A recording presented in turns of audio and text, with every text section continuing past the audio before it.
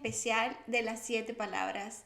Lo quiero hacer así porque ya hoy es miércoles santo y esta Semana Santa sería bueno que la utilizáramos para prepararnos mejor, para volver a pensar y meditar en el sacrificio de Jesús en la cruz, para que el día de resurrección, el domingo de resurrección, podamos volver a celebrar lo que fue todo lo que hizo Jesús por nosotros y el gran legado que nos dejó es nuestra herencia, el hecho de poder llegar al reino de los cielos y estar nuevamente con el Padre. Todo por el sacrificio de Jesús en la cruz, su muerte y su resurrección. La vida va tan rápida que muchas veces ni nos percatamos que hemos entrado en la Semana Santa y llega el viernes, llega el domingo y no estamos listos para hacer esa celebración tan grande en ese día de resurrección. Si Jesús no hubiese resucitado, en vano sería nuestra fe. Así de importante es la vida, la muerte y la resurrección de Jesús. Así que es lo que quiero traerte, que este podcast te sirva de preparación para que en este tiempo puedas pensar, volver a agradecer y volver a ver todo lo que hizo Jesús por ti y por mí. En medio de su dolor físico, emocional y hasta espiritual, Jesús siguió haciendo lo que vino a hacer en esta tierra, en medio de enfrentar el temor de la muerte. Ah, ¿Cómo reaccionó Jesús? ¿Cómo reaccionaríamos nosotros si nos encontrásemos en una posición similar a la de Jesús? Quisieras que esas últimas palabras quedasen registradas, que la gente las recordara. Sabes que Jesús predicó las verdades del Evangelio hasta el último momento. La escena de la muerte y resurrección de Jesús le pone el sello del aprobado, de que lo hizo, de que lo concluyó. Y estas 7 palabras representan lo que había en el corazón de Jesús en esos últimos momentos antes que muriera y eventualmente resucitara.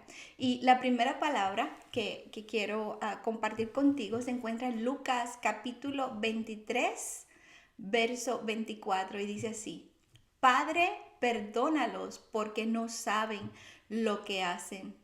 Me imagino que Jesús pensaba, si tan solo supieran que yo soy el Mesías que ellos han estado esperando, si tan solo entendieran que yo estoy diciendo la verdad, yo no estaría en esta posición, ellos no me estarían juzgando al punto de llevarme a la cruz a morir como un ladrón, como un malhechor. Padre, perdónalos porque no han entendido el milagro, la profecía se ha cumplido delante de sus ojos y ellos todavía no lo han entendido. Entonces es una palabra que nos llena de aliento. Él continuó siendo el mediador entre Dios y los hombres, como lo dice 1 Timoteo 2:5, y te lo leo, porque hay un solo Dios y un solo mediador entre Dios y los hombres, Jesucristo hombre. Ni su dolor, ni los clavos, ni las espinas, ni la deshidratación, ni su costado abierto, ni los azotes pudieron detener que Jesús siguiese siendo ese mediador en ese momento de la cruz. Tan siquiera la soledad, sabías que los discípulos lo abandonaron, tenían temor. La gente, el pueblo que lo alabó en algún momento, quizás una semana atrás, lo recibieron en la entrada triunfal a Jerusalén como el rey que es. Esas personas también lo estaban rechazando, también habían cambiado su forma de pensar y aún el mismo Padre tuvo que darle la espalda por un tiempo porque Jesús estaba cargando los pecados nuestros y eso me dice a mí de que Jesús no paró. A pesar de que las circunstancias estaban completamente en su contra, Él no paró de ser ese mediador entre Dios y los hombres. También esta frase, Padre, perdónalos porque no saben lo que hacen, es un grito. Cuando Jesús abre su boca, es un grito de gracia y de amor.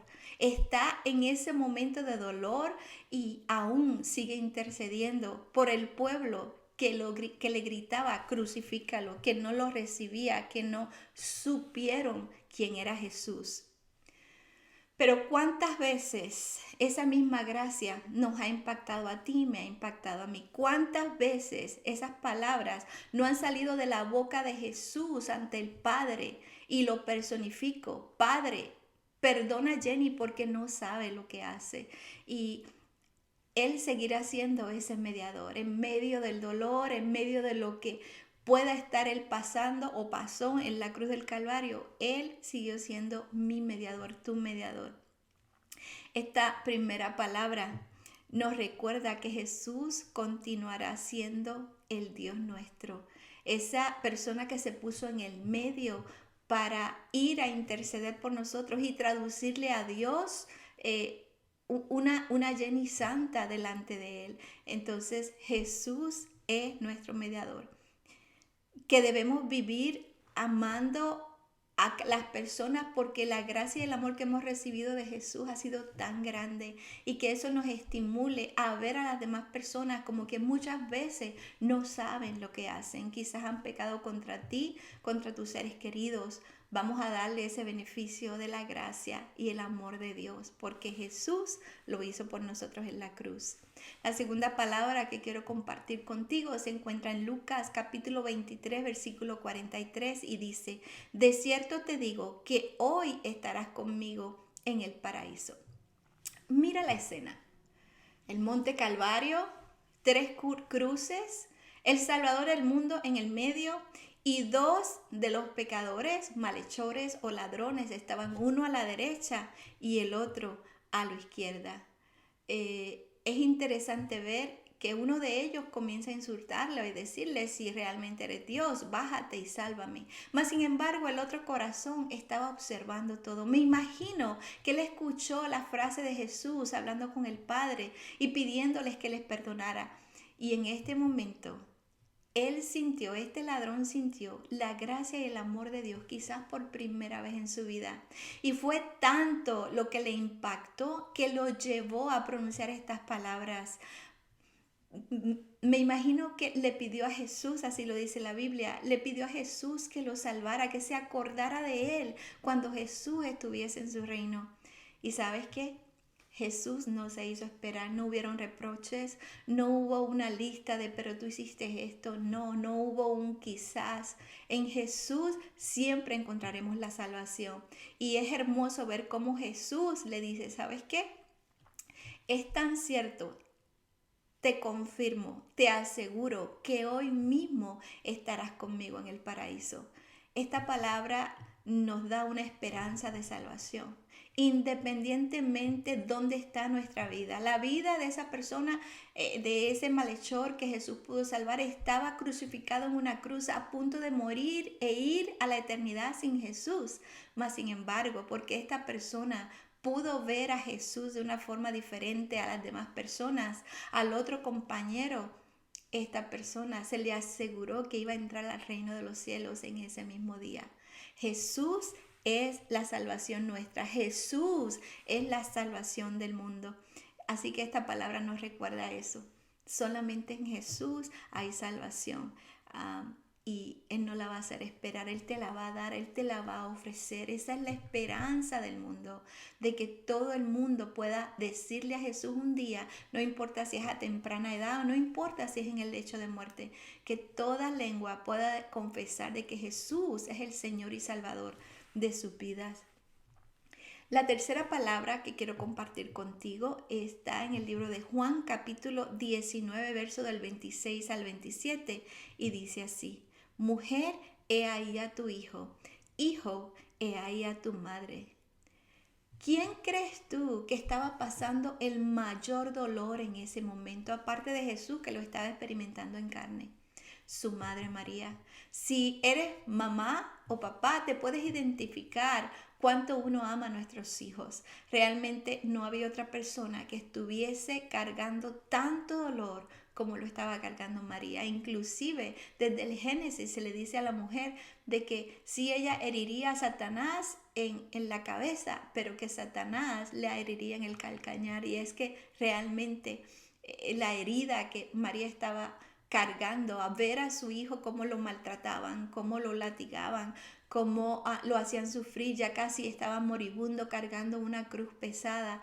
Y no solo eso, sino que en el momento que llegan a la montaña, allí también le insertan unos clavos en sus manos y en sus pies, la corona de espinas, su sangre, ella estaba experimentando toda la escena, así que María estaba en medio del dolor. Y es hermoso porque Jesús no la puede dejar desamparada. Recuerda que ya para estas alturas María era una viuda también. Pero Jesús no podía dejarla, tenía que dejarla en manos de otra persona. Y qué mejor del discípulo amado, del discípulo más joven que la iba a poder cuidar de una mejor forma. Y esta palabra nos da el ejemplo de que cuando ya somos parte de la familia de la fe, es hermoso ver cómo nos podemos ayudar los unos a los otros. Jesús vio la necesidad de su madre y tuvo compasión y quiso enmendar la situación, arreglar la situación antes de que él partiera.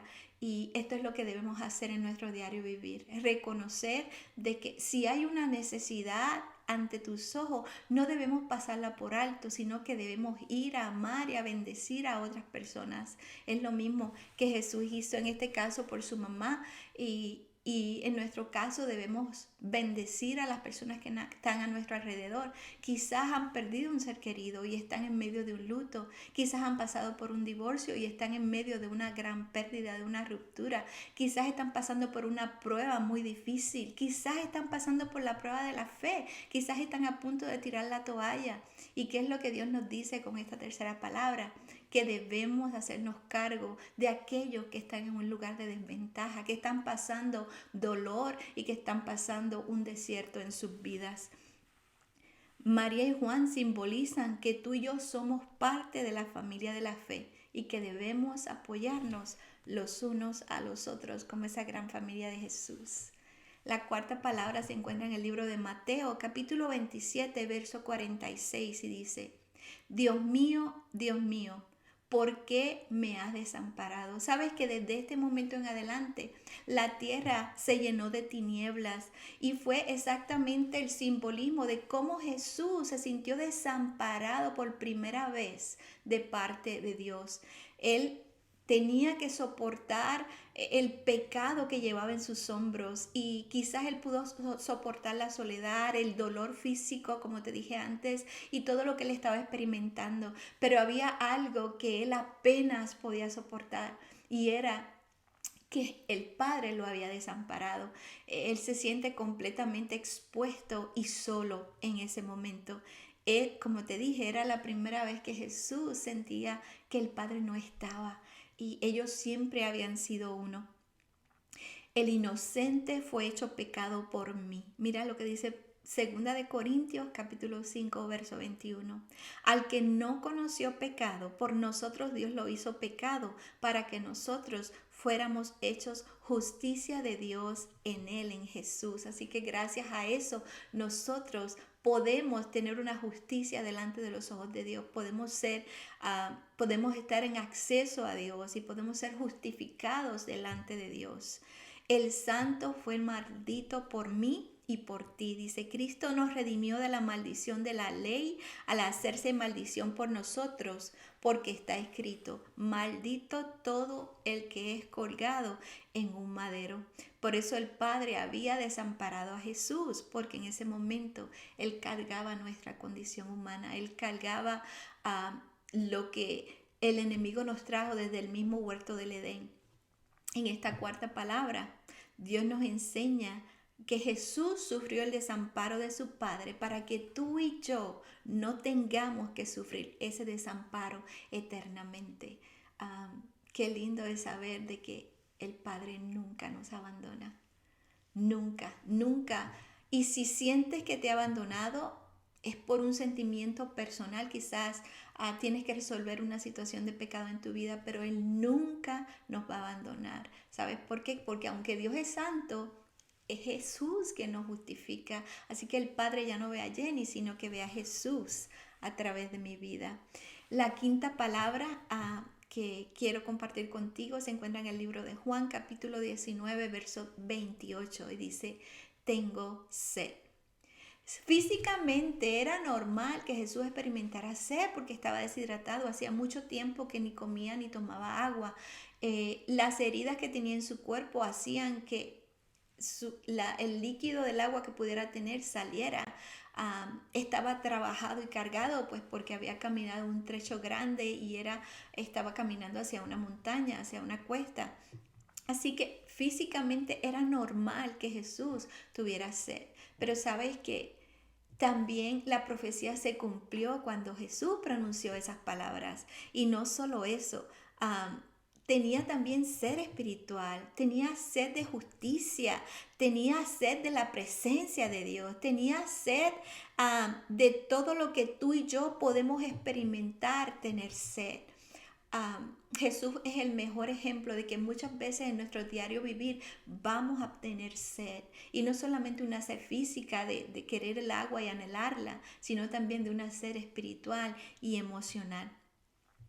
Pero es interesante ver que a pesar de que Jesús tenía sed, en la Biblia, en las Escrituras, se nos dice que Él es el agua viva. Mira lo que dice Juan 4:14. Pero cualquiera que beba del agua que yo le daré, nunca más tendrá sed, sino que el agua que yo le daré será en Él una fuente de agua que salte para vida eterna. ¡Ja! Era necesario que Jesús cargara nuestra sed porque solo Él la podía saciar. Jesús no podía saciar nuestra sed si Él mismo no cargaba el peso y si Él no experimentara lo que era tener sed, no solamente físico, sino también emocional y espiritualmente. Así que en ese momento se cumple la profecía.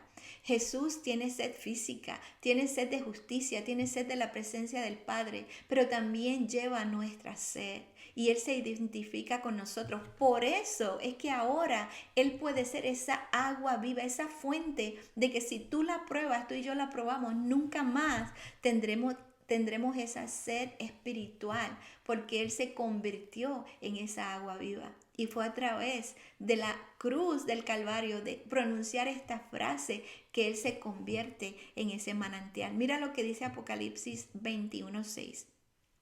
Pero cualquiera que beba del agua que yo le daré, nunca más tendrá sed, sino que el agua que yo le daré será en él una fuente de agua que salte para vida eterna. Te lo vuelve a decir. Qué bella es la palabra.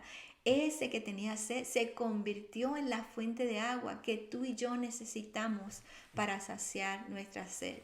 Lo que podemos aprender de esta palabra es que Jesús, al identificarse con nuestra sed, se convirtió en la agua, en la única agua que puede saciar nuestra sed.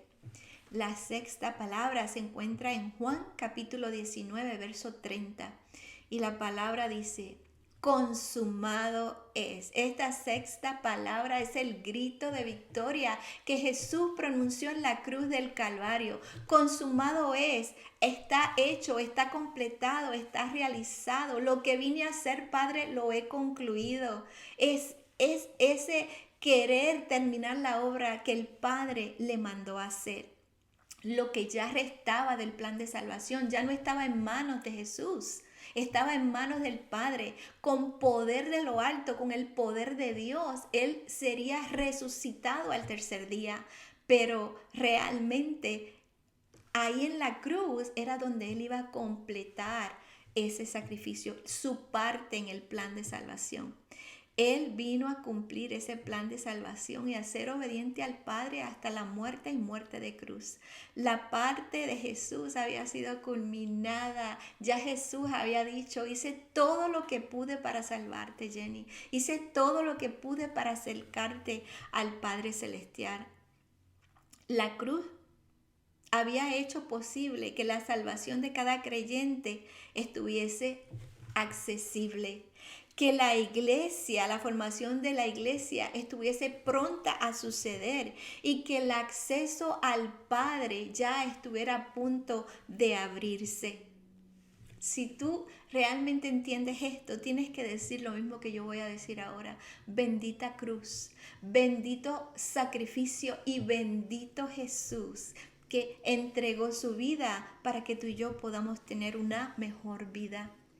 Lo que podemos aprender de esta sexta palabra es que Jesús abrió el camino al Padre. Jesús fue obediente y dice así, Filipenses 2:8, y hallándose en la condición de hombre, se humilló a sí mismo, haciéndose obediente hasta la muerte y muerte de cruz.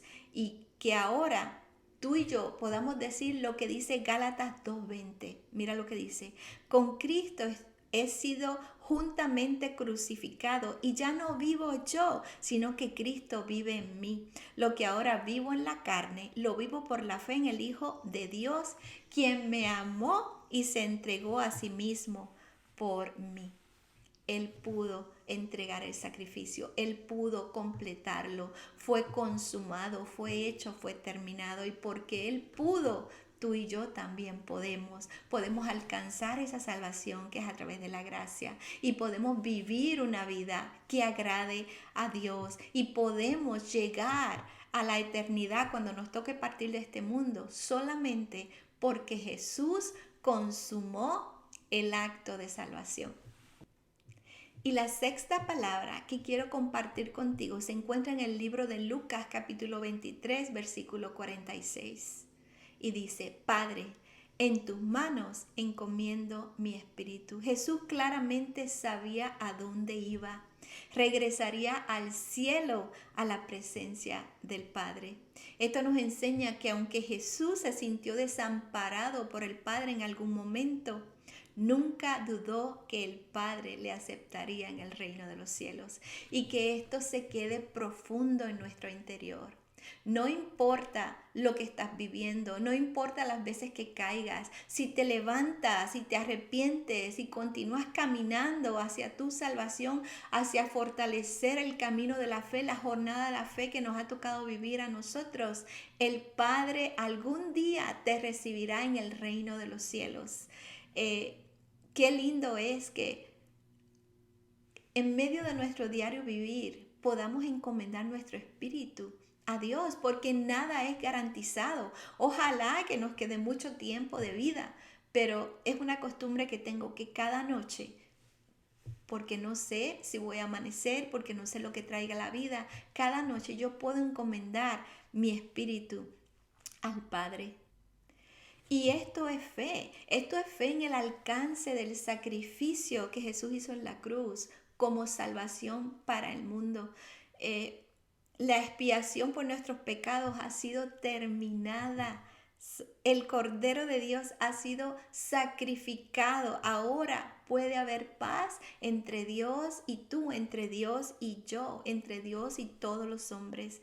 Ahora tú y yo podemos decir lo que dice Primera de Timoteo 1:15.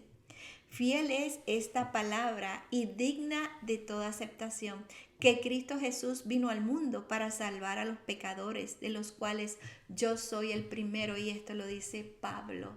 Y yo me uno a eso, yo soy la primera pecadora, pero gloria a Dios por ese sacrificio de la cruz. Me esperaba la muerte, pero gracias a Jesús hoy día yo tengo vida, y tengo vida en abundancia aquí en la tierra, y tengo vida eterna en mí. Así que gracias Jesús por ser tan bello, por amarme tanto, por dirigirme, por pagar el precio, por haber soportado el dolor, por haber soportado esa ausencia del Padre, por haber hecho posible que ese camino que no existía se dibujase y que ahora tenemos acceso directo al Padre.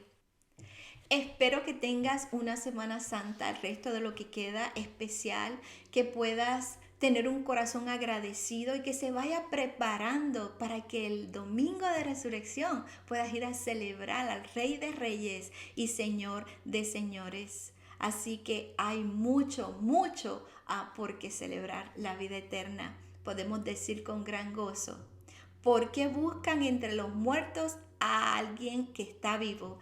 Él no está aquí, Él no está en la tumba, Él no está muerto, ha resucitado. Y que ese sea el triunfo de cada uno de nosotros como creyentes, que Jesucristo ha resucitado, y porque Él lo hizo, Él es la primicia, nosotros también podemos tener esa fe de que algún día resucitaremos para estar eternamente con Dios. Dios te bendiga y aleluya, Jesús ha resucitado. bonita semana. Hasta luego.